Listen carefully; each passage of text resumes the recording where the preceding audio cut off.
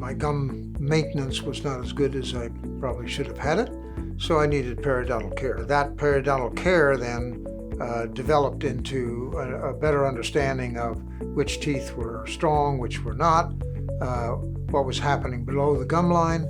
That eventually still needed to have tooth extraction in a couple of cases, which were then provided with implants ultimately. He came to my office with a failed tooth root canal treatment. And what we decided to do is to take the tooth out, clean the infection that was there, and was able to place an immediate implant the same day we took the tooth out, in conjunction with bone grafting and restoring his jawbone. Conrad also drive long time to get to my office, so he appreciated the fact that we were able to take the tooth out, get rid of the infection, build the jawbone, and place the implant in the same day. Dr. Kharmouche has a very joyous chair-side manner as he works with you on repairing your teeth or taking care of your gums.